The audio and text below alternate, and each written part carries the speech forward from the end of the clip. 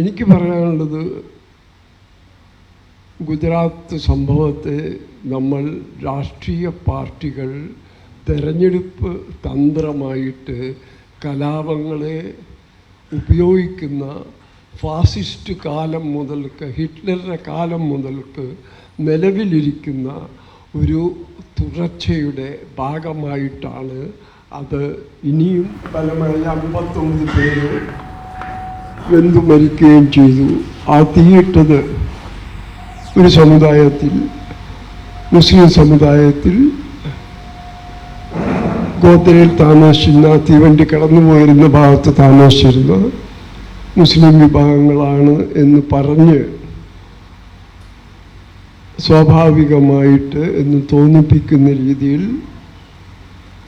പൊട്ടിപ്പുറപ്പെട്ട വംശകലാപത്തിൽ ഏറ്റവും ഒടുവിൽ ഇറങ്ങിയ ഔദ്യോഗിക കണക്കനുസരിച്ച് ഏതാണ്ട് 1000-ൽ കൂടുതൽ ആൾക്കാർ കൊല്ലപ്പെട്ടു. അനൗദ്യോഗിക കണക്കും ഈ മനുഷ്യാവകാശ സംഘടനകളും എല്ലാം ഈ സംഖ്യയ്ക്കും വളരെയധികം കൂടുതലായിട്ടാണ് ഗുജറാത്ത് കൊലയുടെ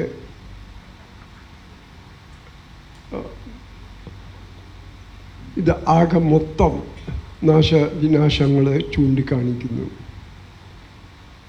യഥാർത്ഥത്തിൽ ഗുജറാത്തിൽ സംഭവിച്ചത് എന്താണ് എന്ന് ചോദിച്ചിട്ടുണ്ടെങ്കിൽ എനിക്ക് തോന്നുന്നത്, വളരെ കാലങ്ങളായിട്ട് ഏതാണ്ട് ഒരു 10-90 വർഷങ്ങളായിട്ട് ഫാസിസ്റ്റ് ശക്തികൾ രൂപപ്പെടുത്തിയ ഒരു ചട്ടക്കൂടുണ്ട്.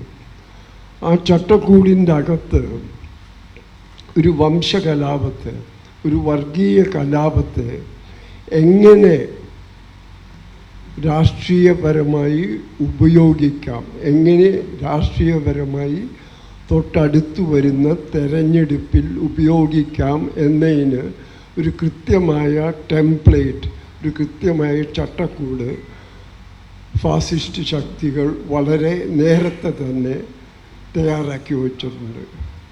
എനിക്ക് തോന്നുന്ന ആദ്യത്തെ ഇതിൻ്റെ ഉദാഹരണം 1938 പാരീസിൽ വച്ച് ഒരു ജർമ്മൻ സ്ഥാനപതി കാര്യാലയത്തിൽ ഉദ്യോഗസ്ഥന് ഒരു 17 വയസ്സുള്ള ജൂതപ്പയ്യൻ വെടിവെച്ച് കൊന്നു എന്ന വാർത്ത.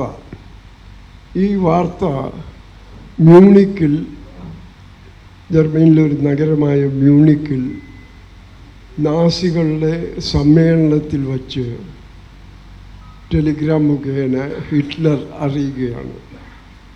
അപ്പോൾ ഉടനെ ഹിറ്റ്ലറുടെ പ്രചാരകനായ ഗീബൽസുമായിട്ട് ചർച്ച നടത്തി. ഈ ചർച്ചയുടെ ഫലമായിട്ട് അവർ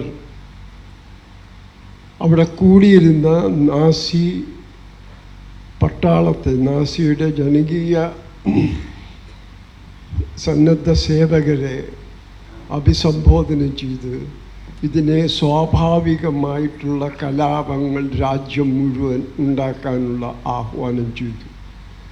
ഇതിൻ്റെ ഫലമായിട്ട് ഏതാണ്ട് 4000-ഓളം സിനഗോഗുകൾ, ജൂതപ്പള്ളികൾ കത്തിനശിച്ചു, ജൂതന്മാരുടെ വീടുകൾ കത്തിനശിച്ചു. ഈ സംഭവത്തെ ഇത് ക്രിസ്റ്റൽ നാട്ട് എന്ന പേരിലാണ് ജർമ്മൻ ഭാഷയിൽ ചെയ്യുന്നത്, ഉടഞ്ഞ കണ്ണാടികളുടെ ദിവസം.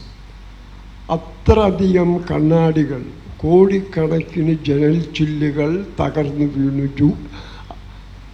ആ സമയത്ത് ജർമ്മൻ പോലീസുകാരായ ഗെസ്റ്റപ്പോ ഒരു മെസ്സേജ്, ഒരു സന്ദേശം സ്റ്റേഷനിലേക്കും അയച്ചു. ഇനി 2 ദിവസം ഇവിടെ ജൂതപ്പള്ളികൾ മുഴുവൻ ആക്രമിക്കാൻ പോവുകയാണ്, നിങ്ങൾ അതിൽ ഇടപെടേണ്ട ആവശ്യമില്ല.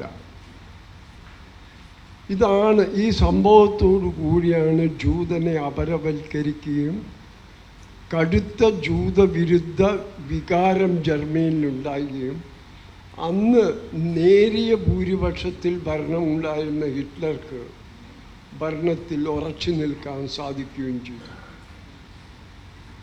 1983 ഇതേ സംഭവം തന്നെ ശ്രീലങ്കയിൽ ആവർത്തിച്ചു. ഒരു 13 ശ്രീലങ്കൻ പട്ടാളക്കാരെ LTTE ഈ തമിഴ് ടൈഗേഴ്സ് വെടിവച്ചു കൊന്നു എന്നതിൻ്റെ പേരിൽ ശ്രീലങ്ക മുഴുവൻ തമിഴന്മാർക്കെതിരായിട്ടുള്ള ആക്രമം അഴിച്ചുവിടുകയും അതിനുശേഷം പോലീസ് നിശബ്ദരായി നോക്കി നിൽക്കുകയും വേണ്ടത്ര ആളുകൾ മരിച്ചു കഴിഞ്ഞപ്പോൾ, വേണ്ടത്ര വിഭജനം സമൂഹത്തിലുണ്ടായി എന്ന് ഉറച്ചു കഴിഞ്ഞപ്പോൾ ഈ സമരം നിർത്തുകയും തൊട്ടടുത്ത് വന്ന തെരഞ്ഞെടുപ്പിൽ ജയവർദ്ധന വീണ്ടും അധികാരത്തിൽ വരികയും ചെയ്തു. ഇതിൻ്റെ ഒരു ഇന്ത്യൻ പതിപ്പാണ് 1984 നമ്മൾ ഡൽഹിയിൽ കണ്ടത്. ഇന്ദിരാഗാന്ധി കൊല്ലപ്പെട്ടു. ഇന്ദിരാഗാന്ധിയെ കൊന്നത് അവരുടെ അംഗരക്ഷകനായ സിഖ് മതക്കാരനാണ്.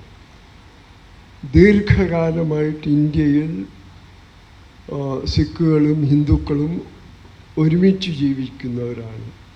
സിഖുകൾ വളരെ പരിമിതമായിട്ടുള്ള ജനസംഖ്യയുടെ 2% കൂടിനേക്കാൾ കൂടുതൽ അംഗസംഖ്യയില്ലാത്ത വളരെ ചെറിയ സമൂഹമാണ്. അവരെ ഡൽഹി, ഹരിയാന, പഞ്ചാബ്, ഹിമാചൽ പ്രദേശിൻ്റെ ചില ഭാഗങ്ങൾ തുടങ്ങി സ്ഥലങ്ങളിൽ മാത്രമേ കാണാൻ സാധിക്കുള്ളൂ. എന്നിട്ടും സിഖ് വിരുദ്ധ വികാരം വൻപിച്ച രീതിയിൽ ആളിക്കത്തിച്ച് അതൊരു സ്വാഭാവിക പ്രതിഷേധമാണെന്ന് കാണിച്ച് ഒക്ടോബർ 31 ഇന്ദിരാഗാന്ധിക്ക് വെടിയേൽക്കുന്നത്. നവംബർ 1, നവംബർ 2, നവംബർ 3 ആ കലാപം. അതിൽ ആയിരക്കണക്കിന് ആളുകൾ മരിച്ചു. അതിശക്തമായ സിഖ് വിരുദ്ധ വികാരമുണ്ടായി എന്നതിനേക്കാൾ പ്രധാനം അതിശക്തമായ ഹിന്ദുത്വ വികാരമുണ്ടായി. ഈ ഹിന്ദുത്വ വികാരത്തിൻ്റെ പരിണിത ഫലമായിട്ട് ഹിന്ദുത്വത്തെ പറഞ്ഞു നടക്കുന്ന BJPക്കാർക്ക് അത് കഴിഞ്ഞിട്ടുള്ള തെരഞ്ഞെടുപ്പിൽ കിട്ടിയത് 2 സീറ്റ് മാത്രമാണ്.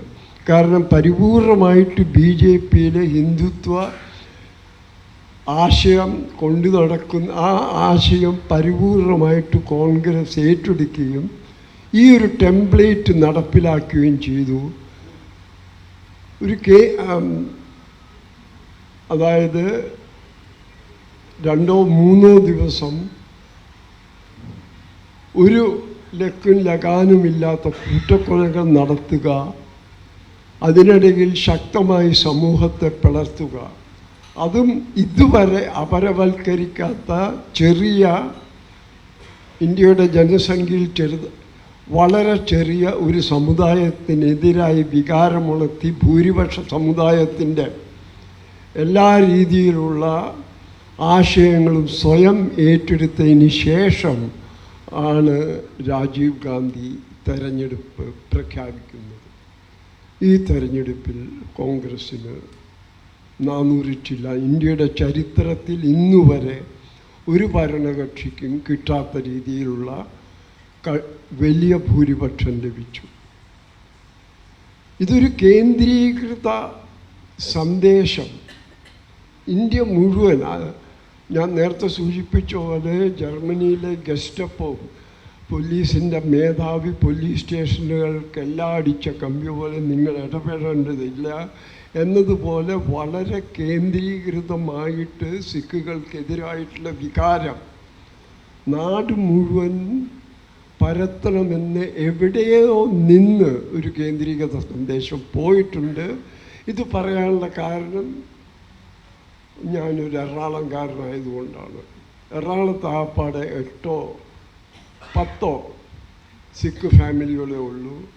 മിക്കവാറും എല്ലാവരും ഓട്ടോമൊബൈൽ പാർട്സിൽ ബിസിനസ് ചെയ്യുന്നവരാണ്. അവർക്ക് പനമ്പള്ളി നഗറിൽ ഒരു ഗുരുദ്വാരയുണ്ട്. ഈ ഗുരുദ്വാര തകർക്കപ്പെട്ടു. കേരളത്തിൽ കൊച്ചിയിൽ സിഖ് കലാപത്തിൻ്റെ ഭാഗമായിട്ട് ഒരു ഗുരുദ്വാര തകർക്കപ്പെട്ടു. അതിൻ്റെ അർത്ഥം എന്താണ്? എവിടെ നിന്നാണ് ഈ സന്ദേശം വന്നിട്ടുള്ളത്? കേരളത്തിൽ നമുക്ക് എന്താ സർദാർജി ഫലിതങ്ങൾക്കപ്പുറം നമുക്ക് എന്താണ് സർദാർജിമാരെ പറ്റി അറിയാവുന്നത്, സിഖുകളെ പറ്റി അറിയാവുന്നത്? ശേഷമുള്ള തെരഞ്ഞെടുപ്പിൽ ഇന്ത്യയിൽ എല്ലായിടത്തും നിന്നുപോലെ കേരളത്തിലും ഫലമുണ്ട്. അപ്പം ഇങ്ങനെ ഒരു വാർപ്പ് മാതൃക മുൻപിലുള്ളപ്പോഴാണ് അതുപോലെ തന്നെയാണ് ഗുജറാത്തും ആവർത്തിച്ചത്. ഒരു സംഭവം, ആ സംഭവത്തിനോട് സ്വാഭാവികമെന്ന് തോന്നിപ്പിക്കുന്ന രീതിയിലുള്ള ഒരു പ്രതിക്രിയ, അതിനുശേഷം 2 ദിവസമോ 3 ദിവസമോ നിയമവ്യവസ്ഥ കണ്ണും മൂടി നിശബ്ദമായിരിക്കുക, സാമൂഹ്യ വിരുദ്ധർ അഴിഞ്ഞാടുക, ആയിരക്കണക്കിന് ആളുകൾ കൊലപ്പെടുക, സ്വത്തും സ്ത്രീകളെ അവമാനിക്കുന്ന സംഭവങ്ങളും യഥേഷ്ടം നടക്കുക. അതിനുശേഷം എന്താ നടന്നത്? ഇത് നടന്ന് ഫെബ്രുവരിയിലാണ്. ഡിസംബറിൽ തെരഞ്ഞെടുപ്പ് നടന്നു. നരേന്ദ്രമോദി മുഖ്യമന്ത്രി ആയിരുന്നപ്പോൾ അദ്ദേഹത്തിൻ്റെ ഭൂരിപക്ഷം വളരെ കുറച്ചായിരുന്നു. ആടിക്കൊണ്ടിരുന്ന ഒരു നിയമസഭയിലായിരുന്നു അദ്ദേഹം മുഖ്യമന്ത്രി. എന്നാൽ ഡിസംബർ 2002 തെരഞ്ഞെടുപ്പിൽ ഗുജറാത്തിൽ BJP 180 സീറ്റുകൾ, 180 ചില്ലാനം സീറ്റുകളിൽ 127 സീറ്റ് വാങ്ങി. എങ്ങനെ കോൺഗ്രസ് 1984 പാർലമെൻറ്റ് തെരഞ്ഞെടുപ്പ് തൂത്തുവാരിയോ അതിനോട് സമാനമായ രീതിയിൽ ഈ തെരഞ്ഞെടുപ്പ് വിജയിക്കുകയും ചെയ്തു. അതുകൊണ്ട് എനിക്ക് പറയാനുള്ളത്,